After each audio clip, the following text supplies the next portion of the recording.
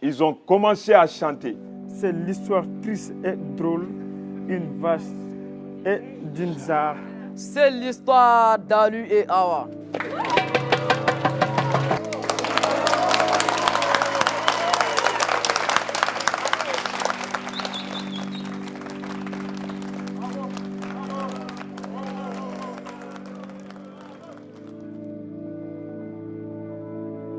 Si vous ne comprenez pas, il faut le dire. Il faut parler plus lentement.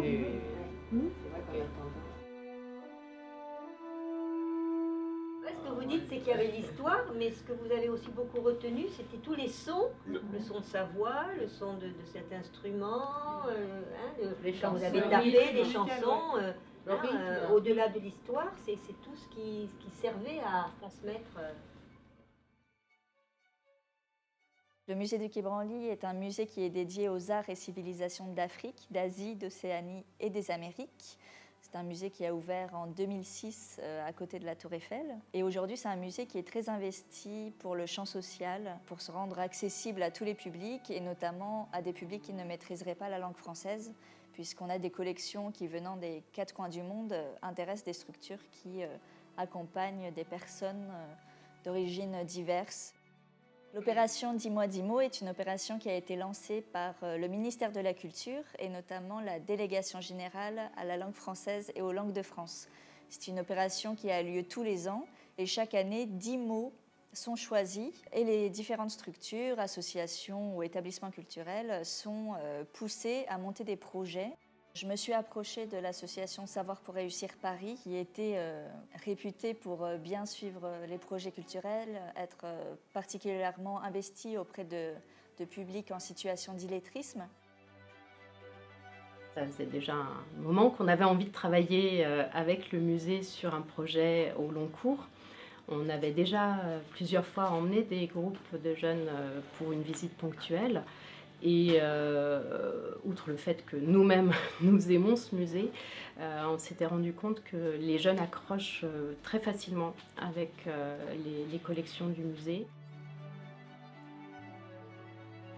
C'est vraiment l'association qui a fait le travail de sélectionner les jeunes, puisqu'ils devaient être volontaires pour suivre le projet, puisque c'est un projet de 3 mois, donc il fallait être particulièrement investi. Il y a eu un rendez-vous tous les mardis, de janvier à mars, soit au sein de l'association, soit au musée. On essaye d'équilibrer les groupes également, en termes de niveau, en termes également un petit peu de comportement entre ceux qui vont être un petit peu moteurs dans un groupe, d'autres qui au contraire sont un peu timides et qui vont pouvoir être aidés par le groupe et par cette démarche. Ça pouvait être très intéressant de monter comme ça un projet d'envergure.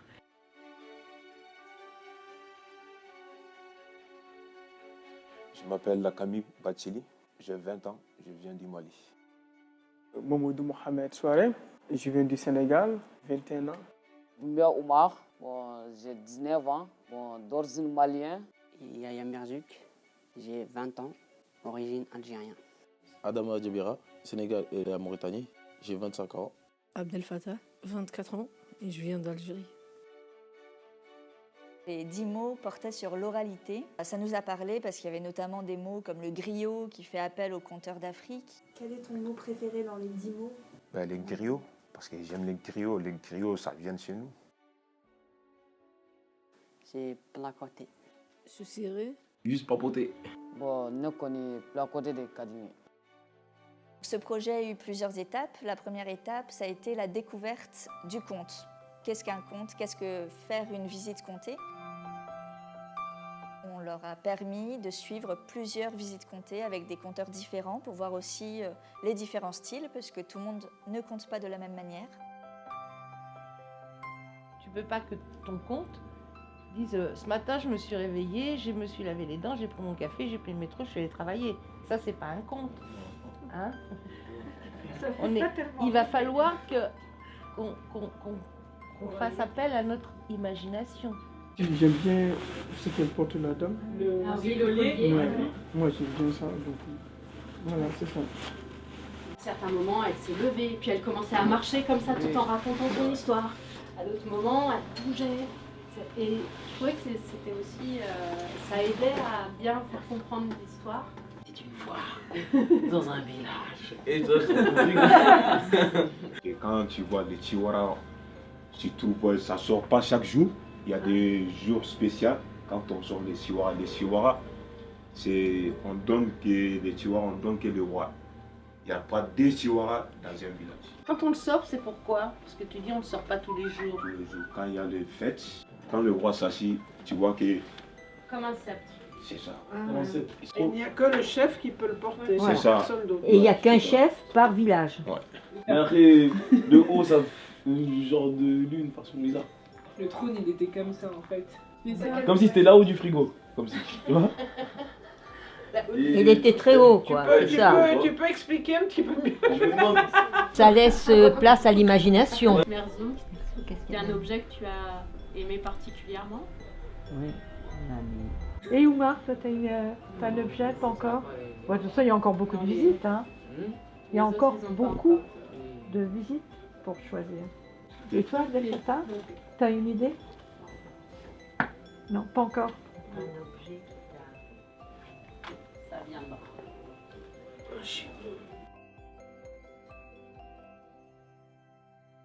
Qu'ils ont choisi des œuvres d'Afrique, d'Asie, d'Océanie ou des Amériques.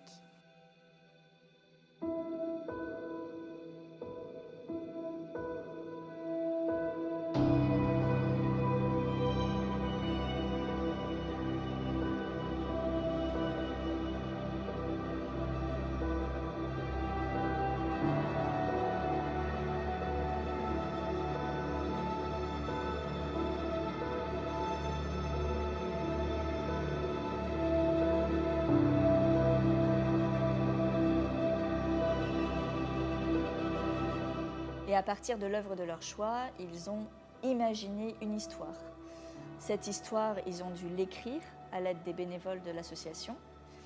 Et il y a eu un gros travail ensuite avec les conteurs du musée pour les mettre à l'oral. Ça permet à la fois de développer la créativité, l'imaginaire des jeunes. Ça fait travailler aussi donc vraiment la narration, le fait d'avoir une histoire qui se déroule. Les numéros pour que ce soit plus facile. Petit 1, si j'étais un animal. Si je serais un animal, Si j'étais un animal, je serais un nègre royal. Un aigle. Un aigle royal. Si j'étais un animal, je serais un lion. Si j'étais un animal, je serais un serpent.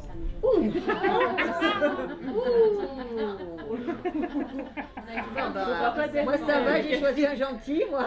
Si j'étais une fleur ou un arbre, je serais une rose. Une rose? Oui. Si j'étais une fleur, je serais un rose. Une rose? Une rose. Ah, on a deux roses, on va faire un bouquet. On va faire un beau bouquet.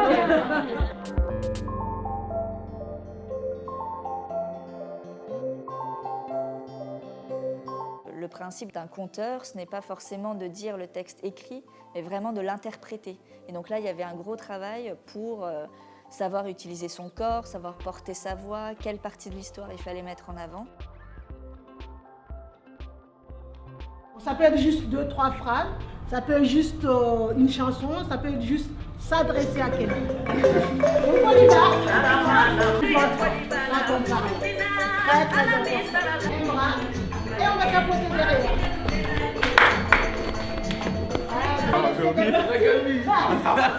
Pousse ça là maintenant. Pousse ça. Soleil sec. Oui, c'est ça. À chaque fois, on va dire son prénom. On va faire un geste après le prénom. Moi, c'est Fatou et je fais ça. Merci. Oumar. Nathalie. Adama. Genre. Sarah. Soleil. On a fait des exercices d'improvisation pour les pousser à dépasser ce qu'ils connaissaient du texte écrit.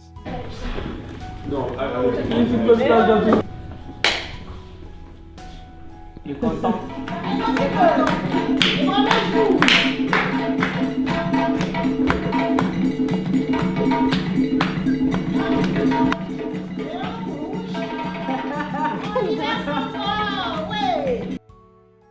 On a fait par exemple un haka qui permettait de jouer sur le collectif, puisqu'on voyait que ça leur permettait de surmonter le stress. Le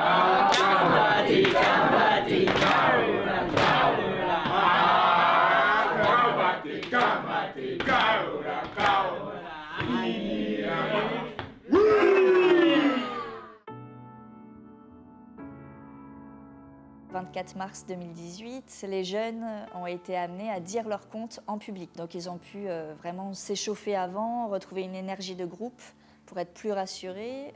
Le public les a retrouvés directement sur le plateau des collections. Adama, malheureusement, n'a pas pu être présent aujourd'hui pour dire son conte. Et c'est Marianne, la conteuse, qui a choisi de raconter son histoire. C'est l'histoire de deux jumeaux indiens, Lion Rouge et Diamant Noir, et d'un prophétie. L'un des deux deviendra le chef de la tribu Iawa. Dans la forêt, c'est une forêt qui ne fait jamais jour. Il a bu le serpent et l'a transformé en serpent. Après, Diamant Noir, il a pris le corps de son frère et les griffes de grizzly est parti dans le village. Il est devenu le roi, il a occupé les enfants d'ours.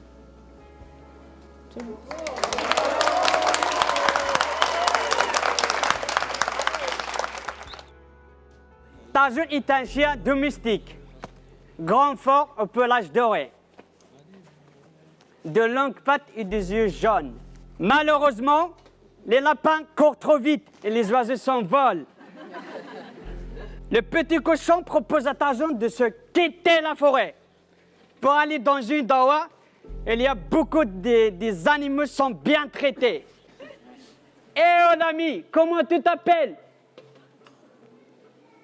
Je m'appelle Johnny. Comme ça, les deux amis, ils sont très très contents parce qu'il a trouvé un maître qui s'en nourrit et qui s'en protège. Merci. C'est une histoire d'un bon génie et d'un paysan. Le paysan très désespéré car il n'arrive pas à avoir de la bonne récolte pour nourrir sa famille. Il a entendu boum, un grand bruit. Trouver une femme pour le chef du village, car depuis la mort de sa femme, le chef du village est malheureux. À chanter, yere doulen yo, baba yere doulen besuma lento, yere doulen ngapusa mogo doulen baba, yere doulen besuma lento, yere doulen yo. Baba yere doulen besuma lento, yere doulen ngapusa mogo doulen baba, yere doulen besuma lento. Danser, chanter, le ciel a commencé à sombrer et la pluie tombe. Depuis ces jours, ils ont pris ces jours pour leur fête au village. Venez, je vais vous montrer un petit secret. C'est l'histoire triste et drôle d'une vache et d'une jarre. C'est l'histoire d'une vieille vache d'Afrique qui vit dans une maison. Et c'est bientôt la fête du village. Le lion lui répond, tu rêves, tu sais qui je suis? La vache lui répond, oui, vous allez me donner à boire. C'est l'histoire triste, drôle d'une vache et d'une jarre. Heureusement, elle raconte le berger qui lui montre la route du lac. Les deux amis sont très heureux. La jarre est de nouveau pleine et la vache n'aura plus jamais soif. C'est l'histoire triste et drôle, une vache et d'une jarre. C'est l'histoire d'Ali et Awa. Elle s'est passée dans la brousse au Mali, à Soboko, un petit village avec des maisons en terre et anglaises. Ali et Mamadou Doumbia vont à la montagne Makana. C'est là où se trouve la Mississippi. Sur le chemin, Ali chante une chanson pour sa future femme et joue du tambour banga. Hello, hello, how are you? Fine, thanks, how are you? Hello, Musa, how are you? Fine, thanks, how are you? Hello, Ali, how are you? Fine, thanks, how are you? C'est l'histoire d'Ali et Hawa. Hello, Ali, how are you? Fine, thanks, how are you?